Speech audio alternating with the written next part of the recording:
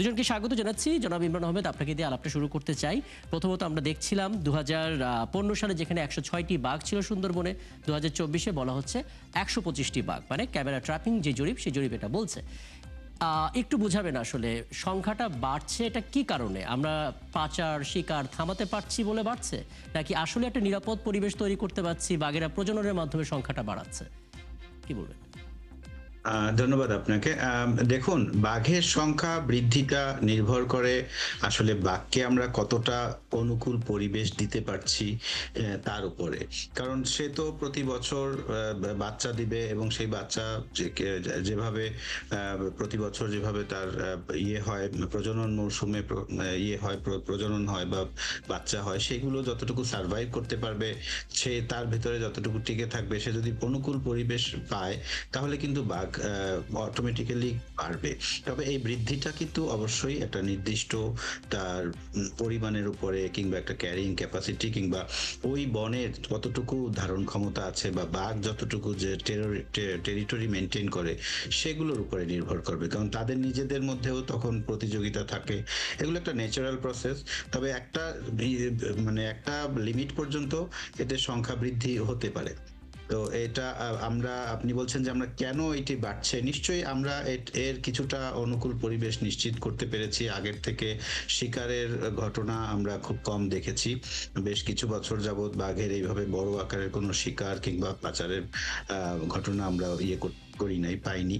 তো আমরা এই ব্যাপারে সতর্ক রয়েছি এবং অত্যন্ত কঠোরভাবে, বিশেষ করে বাঘ এবং হরিণের শিকারটি, কারণ বাঘের প্রধান খাদ্য হরিণ, এই হরিণকে রক্ষা করতে হলে হরিণের যে ফাঁদ দিয়ে হরিণ ধরা হয়, এই ফাঁদগুলো উদ্ধারে আমরা অভিনব প্রযুক্তি ব্যবহার করছি, ড্রোন ব্যবহার করছি, স্মার্ট পেট্রোলিং হচ্ছে এবং ফুড পেট্রোলিং হচ্ছে, যাতে করে আমরা এই আচ্ছা, এক্ষেত্রে আপনি যে লিমিটের কথা বললেন সেটা কি একটু বোঝাতে পারেন? ধরুন, আমরা জানি যে সংখ্যা কমে গেলে বিলুপ্তির সংখ্যা থাকে, আশঙ্কা থাকে, আবার সংখ্যা বেড়ে গেলে খাদ্য জাল বা খাদ্য শৃঙ্খলা ভাঙার একটা সম্ভাবনা থাকে। সেই জায়গা থেকে আসলে আমাদের কি পরিমাণ বাঘ থাকা প্রয়োজন, বা থাকাটা আমাদের লিমিট, কতটা কমে যাওয়াটা আমাদের জন্য সবচেয়ে বড় সংখ্যা হতে পারে? এরকম কোনো সার্ভে বা স্ট্যাটিস্টিক্স আছে কিনা? এরকম কোনো সার্ভে ব্যাপারে আসলে আমাদের সাথে এখন যে যে আমাদের বিজ্ঞানী ডক্টর আজিজ আছেন, আমার ধারণা উনি আরেকটু ভালো বলতে পারবেন। কারণ এইটার ক্যারিং ক্যাপাসিটি, কিংবা একটা বাঘের যে টেরিটরি, জি। একটা মেল বাঘ বা ফিমেল বাঘের যে কত, একটা মেল বাঘের রেশিওতে 3টা ফিমেল বাঘ থাকতে পারে, এর মাঝে অন্য কোনো মেল বাঘ আসলে তাদের কম্পিটিশন হয়, কিংবা কতটুকু টেরিটরির মধ্যে, এবং আমাদের সুন্দরবনের আয়তন যতটুকু, তার উপরে ভিত্তি করে একটা পার্টিকুলার বুঝতে পারছি। আমি নিশ্চয়ই এটা একটু জানার চেষ্টা করব। হ্যাঁ, আপনার কাছে যখন এরপরে আসবো তখন একটু জানার চেষ্টা করব। আপনি বন সংরক্ষণের দায়িত্বে আছেন, এটা দেখভাল করছেন, মনিটরিং করছেন। আমরা এমন গল্প প্রায় শুনে থাকি যে বাঘ একটা লোকালয়ে চলে গেছে, পিটিয়ে সেটাকে মেরে ফেলা হয়েছে। এভাবেও বাঘের সংখ্যা কিছুটা কমতে আমরা শুনেছি। পরিস্থিতিটা আসলে কিভাবে বদলাচ্ছে বা বদলানোর চেষ্টাটা করছেন একটু জানার চেষ্টা করব পরবর্তীতে। অধ্যাপক মোহাম্মদ আব্দুল আজিজ, একটু ব্যাখ্যা দেবেন আসলে, মানে বাঘের সংখ্যাটা বাড়ছে, এই বাড়ার পেছনে হয়তো আমরা কিছুটা নিরাপদ পরিবেশ তৈরি করতে পারছি, কিন্তু যারা আসলে সুযোগ সন্ধানী, যারা চাচ্ছে এই বাঘটাকে পাচার করতে কিংবা শিকার করতে, তাদেরকে কি থামাতে পারছি আমরা? আপনাকে ধন্যবাদ জানাচ্ছি। আমাদের বন সংরক্ষক মহোদয় কিছুক্ষণ আগে যেটি বললেন যে আমাদের 2015 সালের যে জরিপটি ছিল, সেই জরিপ, এবং 2018 সাল এবং 2024 সালের যে জরিপগুলো আমরা করেছি ক্যামেরা ট্র্যাপিং এর মাধ্যমে, সেখানে কিন্তু আমরা ধারাবাহিকভাবে, যদিও সংখ্যাটা খুবই কম, কিন্তু ধারাবাহিকভাবে আমরা একটু দেখতে পাচ্ছি যে বাঘের সংখ্যার যে বৃদ্ধির হার, সেটি প্রায় 18%। আমরা যদি 15 সালের জরিপ থেকে 24 সালের জরিপের হিসাবে আমরা সেটি দেখতে পাই। এটি অনেকেই বলেন যে বাঘ আমাদের সুন্দরবনে অনেকটা স্টেবল হয়েছে। আমরা সেই স্টেবল অবস্থাও দেখছি, সেই সাথে আমরা এটিও মনে করছি যে বাঘের যে বৃদ্ধির প্রবণতা, এটি সুন্দরবনে এখন আছে। আচ্ছা, এই যে এখানে যদি একটু থামাই আপনাকে, মানে আমরা তো 2024 সালে 125টা বাঘের কথা বলছি, মানে আমাদের এক্সপেকটেশন কত, কি পরিমাণ থাকলে আমরা বলতে পারি যে না, এটা একটা নিরাপদ পরিস্থিতিতে যা দরকার ততটাই আছে, সংখ্যাটা কম লাগবে? এটি বলার আগে দুটো বিষয় আমি বলে রাখতে চাই।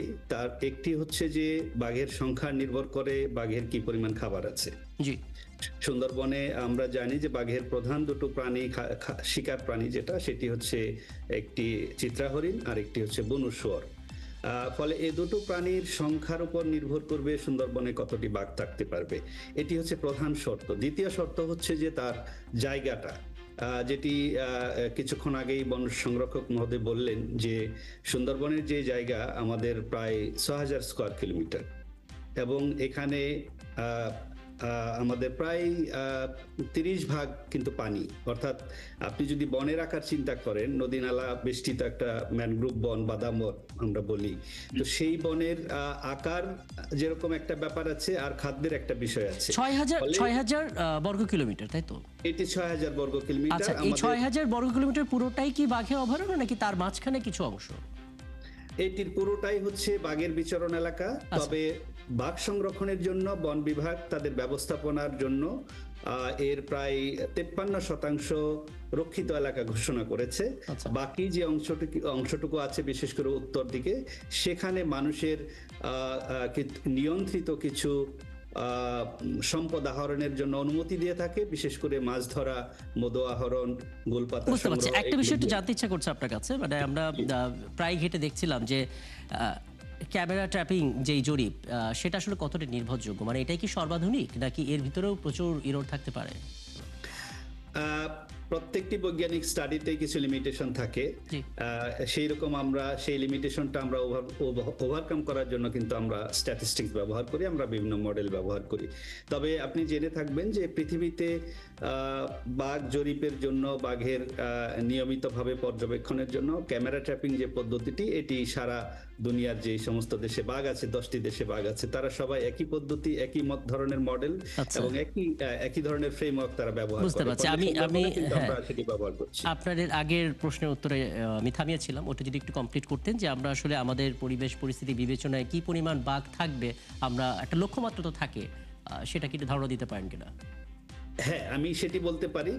আমাদের যে সুন্দরবনে বর্তমানে হরিণ এবং হচ্ছে শুয়োরের, যে বন শুয়োরের যে পরিমাণ আছে, আমরা এটাকে বলি অ্যাবান্ডেন্স বা প্রাচুর্য বা সংখ্যা এবং তার ঘনত্ব, সে বিবেচনায় সুন্দরবনে বাঘের সংখ্যা আমরা প্রায় 200-250 আমরা কিন্তু নিরাপদ ভাবেই বলতে পারি। তবে এটির একটা মডেলের একটা বিষয় আছে, এটি খুব সহজে বলা যায় না। অর্থাৎ হরিণের এবং তার যে শিকার প্রাণীগুলো আছে, সেই শিকার প্রাণীগুলোর সাথে একটি বাঘের সপ্তাহে একটি হরিণ লাগে। এটি মাঝারি আকারে যদি কোনো শিকারী প্রাণী হয়, তাহলে বছরে তার 50টি বা 52টি শিকার প্রাণী লাগে। এই 52টি শিকার প্রাণী ধরতে হলে তার প্রায় 500 শিকার প্রাণী থাকতে হয় একটা বনাঞ্চলে, একটা বাঘের জন্য। আমি একটা হিসাব দিলাম একটা বছরে। ফলে সেই হিসাবে যদি আমরা করি, তাহলে আমাদের সুন্দরবনে এখন যে খাদ্য আছে বাঘের জন্য, যে শিকার প্রাণীগুলো আছে, তা থেকে আমরা একেবারেই সেফ সাইডেও যদি আমরা বলি, তাহলে আমাদের 200-250 পর্যন্ত বাঘ কিন্তু। তারপরে আমাদের ঠিক এই মুহূর্তে যদি ক্যামেরা ট্র্যাপিং জরিপটাকে কাউন্ট করি, তাহলে 125টা আছে, আমরা 200 পর্যন্ত আসলে অ্যাকসেপ্টেবল ধরে নিতে পারি। আরেকটা বিষয় জেনে তারপর আমি ইমরান আহমেদের কাছে যাব, সেটি হচ্ছে যে আমরা তো বলছি বাঘের সংখ্যা, এটা কি রয়্যাল বেঙ্গল টাইগারকেই বলছি নাকি বাঘের তো অনেক ধারণা আছে, চিতাবাঘ আছে, নানা কিছু, সবাইকে আমি অনবোর্ড করছি আসলে? এখানে একটা বিষয় আমি একটু পরিষ্কার করি, এটি অনেকেই বলে থাকেন আমরা রয়্যাল বেঙ্গল টাইগার বলি। আসলে রয়্যাল শব্দটি বাঘের আমরা বৈজ্ঞানিক ভাবে কখনোই ব্যবহার করি না।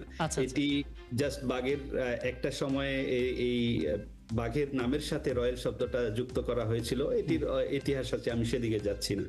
আমরা সাধারণত বেঙ্গল টাইগার বলে থাকি। আমাদের যে বাঘটি আছে, এই বাঘটি ভারতে আছে, আমাদের নেপালে আছে, ভুটানে আছে এবং মিয়ানমারের কিছু অংশে আছে। এটা বেঙ্গল টাইগার। আমরা বাঘের কয়েকটা উপপ্রজাতির কথা বলি, আমাদেরটি হচ্ছে বেঙ্গল টাইগার। অর্থাৎ এই ভারতীয় উপমহাদেশে যে বাঘগুলো আছে, সেগুলো সবই বেঙ্গল টাইগার। আমাদের সুন্দরবনে কিন্তু চিতাবাঘ নেই, এটি সবার জন্যই বলছি। আমাদের সুন্দরবনে বাঘের আকারের কোনো মাংসাশী আর প্রাণী নেই, একটা আছে খুবই ছোট, সেটি মেছো বিড়াল বলি আমরা। সুন্দরবনে শুধু আমাদের বেঙ্গল টাইগারটি আছে। খুবই বিভ্রান্তি আসলে আপনি পরিষ্কার করলেন, কারণ অনেকেই ধারণা করতে পারেন যে সুন্দরবনে এই রয়্যাল বেঙ্গল টাইগার, যেটা বেসিক্যালি বেঙ্গল টাইগার, এটার পাশাপাশি চিতাবাঘ সহ নানা কিছু থাকতে পারে। আপনি খুব চমৎকার করে স্পষ্ট করেছেন, মেছো বিড়াল থাকতে পারে, যেটা বাঘেরই একটা উপপ্রজাতি, কিন্তু এটা তো আর ক্যামেরা ট্র্যাপিং জোনের মধ্যে থাকছে না, তাই তো? না, আমরা এটার জরিপ করি না, এটি ক্যামেরা ট্র্যাপে আসে, তবে মেছো বুঝতে বিড়াল পারছি, আপনার এটি কাউন্ট অনেক করেন ছোট শুধুমাত্র কিন্তু, বেঙ্গল অনেক ছোট। টাইগারটাকে।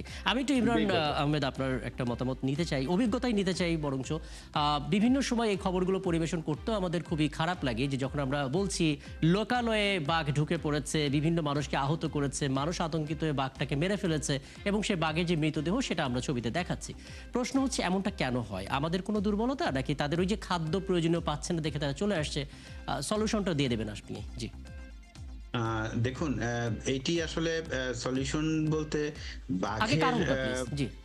কারণ বলতে বাঘগুলো লোকালয়ে চলে আসার বিভিন্ন কারণ থাকতে পারে। যেমন ধরেন, বাঘ মূলত যখন কোনো বাঘ হয়তো অনেক বয়স্ক হয়ে যায়, তখন সে হয়তো এই যে ক্ষিপ্রতাটা হারায় একদম শেষ বয়সে, তখন দেখা যায় যে এই সে হরিণের সাথে পেরে ওঠে না তার শিকার ধরা, একটা যে ইয়ে, তখন সে জি। অনেক সময় দেখা গেছে যে গ্রামের ভেতরে গরু ছাগল থাকলে বা ইয়ে থাকলে সেটিকে ইজিলি সে মানে এটা খেতে পারে, বা এইভাবে খাওয়ার জন্য অনেক সময় গ্রামে ঢুকেছে, জি। এমনটি দেখা গিয়েছে। আর সুন্দরবনের চারপাশে যে বড় বড় নদীগুলো ছিল সেগুলো ছোট হয়ে গেছে, সংকুচিত হয়ে গেছে, দেখা গেছে যে বাঘ একটু ওই পাশে চলে যায় অনেক সময়। এই বিষয়টি কিন্তু ঘটেছে, এবং যখনই বাঘ ভেতরে চলে যেত তখন হচ্ছে যে লোকালয়ে চলে যেত, মানুষ হচ্ছে যে মানুষকেও ক্ষতি করতো, বিশেষ করে মানুষের গবাদি পশুকে নিয়ে যেত, তো মানুষ ওটাকে না, শত্রু এখানে ভেবে এখানে ওটাকে দোষটা পিটিয়ে। দোষটা কি বাঘের নাকি মানুষের? কারণ অনেকে বলে যে আমরা নিজেরাই বসতি স্থাপন করতে করতে রীতিমতো বাঘের জায়গায় ঢুকে পড়েছি, মানে না, এখানে। এইটা সুন্দরবনের ক্ষেত্রে এটা প্রযোজ্য নয়, কারণ সুন্দরবনটা একমাত্র বাংলাদেশের মধ্যে, আপনি জানেন যে আজকের অনুষ্ঠানে কিন্তু আমাদের মন্ত্রী মহোদয় মেনশন করেছেন যে বাংলাদেশ এমন একটা দেশ যেখানে পার স্কোয়ার কিলোমিটারে আপনার 1600-র বেশি মানুষ বাস করে। সো এই যে এত মানুষের প্রেসার, এর মধ্যে বন্যপ্রাণী রক্ষা করা অবশ্যই খুব টাফ। এই ক্ষেত্রে অন্যান্য জায়গায় যেমন হিল ট্র্যাক্টসে বা অন্যান্য জায়গায় যেমন হাতির জায়গায় আমরা ঢুকে গেছি, যার জন্য হাতি আমাদেরকে অ্যাটাক করে, বাট হাতির আসলে আমরা ওদের জায়গায় ঢুকে গেছি, কিন্তু বাঘের জায়গায় মানুষ এই এখন পর্যন্ত ঢোকে নাই। আমাদের মানুষের যে আমাদের সুন্দরবনের বাউন্ডারির ভেতরে কোনো এনক্রোচমেন্ট নাই, একদম। আলহামদুলিল্লাহ। আমি এবার, হ্যাঁ, শেষ করুন, আপনি শেষ করুন। জি। তো যেটি বলছি যে ওই বাঘ যে ভেতরে ঢুকে যেত এবং মানুষ এটা পিটিয়ে মেরে ফেলতো বা মানুষ ঘিরে ফেলতো, বাঘ ফিরে যেতে পারতো না। এই জন্য আমরা তখন আমাদের যে ভিটিআরটি বা টাইগার রেসপন্স টিম আমরা কমিউনিটির সাথে করেছি, তারা বিশেষভাবে ট্রেন করে বাঘটাকে একদিকে খোলা রেখে আরেকদিকে ঢাক ঢোল পিটিয়ে ফেরত পাঠাতো। কিন্তু রিসেন্টলি আমরা যেটা একটু আপনার মাধ্যমে শেয়ার করতে চাই, যে আমরা আমাদের প্রজেক্টে বাঘ সংরক্ষণ প্রজেক্টে 74 কিলোমিটার পর্যন্ত এইসব ভালনারেবল জায়গাগুলো বাঘের যে বনের সীমানায় আমরা রোপ ফেন্সিং করেছি, অর্থাৎ রশি দিয়ে একটা ফেন্সিং মতো একটা ইয়ের মতো করেছি, একটা ঘেরা দিয়ে দিয়েছি। এই ঘেরাটা খুবই নর্মাল, কিন্তু বাঘ যখনই ওই ঘেরার কাছে আসে, ওই রোপ ফেন্সিং এর কাছে আসে, তখন সে সাইকোলজিক্যাল একটা ব্যারিয়ার মনে করে ওই দিকটাতে আর সে যায় না। একদম বুঝতে পারছি, একদম পরিষ্কার। আমি আসলে আরো কিছু মৌলিক বিষয় জানার চেষ্টা করব। অথবা আব্দুল আজিজ, আমরা আসলে ক্যামেরা ট্র্যাপিং করে তো খুব চমৎকার করে বাঘের সংখ্যা হিসেব করে ফেলতে পারছি, কিন্তু কোনো ট্র্যাপিং প্রসেসে তো আমরা আসলে পাচারকারী কিংবা শিকারীর সংখ্যা ডিটেক্ট করতে পারবো না। কিন্তু মুশকিল হচ্ছে তারাই বাঘের সংখ্যা কমানোর ক্ষেত্রে সবচেয়ে খারাপ ভূমিকাটা পালন করে। আমরা যদি তাদেরকে ট্যাকেল করতে না পারি, আমাদের তো মানে সংখ্যা বাড়ানোর স্বপ্নটাই তো অপূর্ণ থেকে যাবে।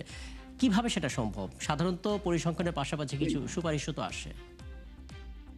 হ্যাঁ, আমাদের এখন যেই অসুবিধাগুলো আছে সুন্দরবনে বাঘের জন্য, তার প্রধান যে সমস্যাটি বা ঝুঁকিটি, সেটি হচ্ছে তার যে বাঘের যে শিকার প্রাণী চিত্রা হরিণ, সেই চিত্রা হরিণের চূড়া শিকার। আমাদের সুন্দরবনের পাশে যে 3টি জেলা রয়েছে, 4টি জেলা রয়েছে, সেই সাথে অনেক মানুষ সুন্দরবনে বেড়াতে যান। অনেক মানুষই ভাবেন যে আমি সুন্দরবনে গিয়ে একটু হরিণের মাংস যদি খেতে পারি, এরকম মনোবাসনা অনেক অনেক পর্যটকেরও থাকে। আমরা যেটি দেখি যে কমিউনিটি লেভেলে এক শ্রেণীর মানুষ এই কাজের সাথে জড়িত। আমি মনে করি যে সুন্দরবনের বাঘের জন্য সবচেয়ে বড় ঝুঁকির জায়গাটা হচ্ছে এই হরিণের চূড়া শিকার। কারণ আপনি জানেন যে আমাদের সুন্দরবনে মাত্র 2টো শিকার প্রাণী আছে, এই চিত্রা হরিণ এবং হচ্ছে বনু শুয়োর। কিন্তু আপনি যদি ভারতের যে কোনো কোনো টাইগার রিজার্ভের দিকে তাকান তাহলে দেখবেন যে সেখানে 8 থেকে 10টি 12টি পর্যন্ত শিকার প্রাণী আছে। সেখানে বনু মহিষ আছে, সেখানে সাম্বার হরিণ আছে, সেখানে হক ডেয়ার আছে, আমরা প্যারা হরিণ বলি। এই সমস্ত ধরনের কিন্তু সকল ধরনের শিকার প্রাণী কিন্তু সেখানে আছে। ফলে বাঘ একটি না পেলে আরেকটি খেতে পারে। আমাদের সুন্দরবনে কিন্তু আমরা যদি সেই চিত্রা হরিণ, বাঘের যে খাবার যেটি বাঘ প্রায় 80% খাবার চিত্রা হরিণ থেকে পেয়ে থাকে, সেই খাবারটি যদি আবার মানুষেও ভক্ষণ করে, মানুষও যদি খায়, তাহলে বাঘ কি খাবে আসলে? ফলে বাঘের খাবার, বাঘ মাংসাশী প্রাণী, ও কিন্তু গাছপালা লতা পাতা মাছ খেয়ে থাকতে পারবে না, টিকতে পারবে না। ওকে এই বড় ধরনের মাংসাশী শিকার প্রাণী খেতে হবে। ফলে এটাই হচ্ছে সবচেয়ে বড় আমরা কি তাহলে জায়গা। অন্যান্য শিকার প্রাণীর সংখ্যা বাড়াতে পারি না?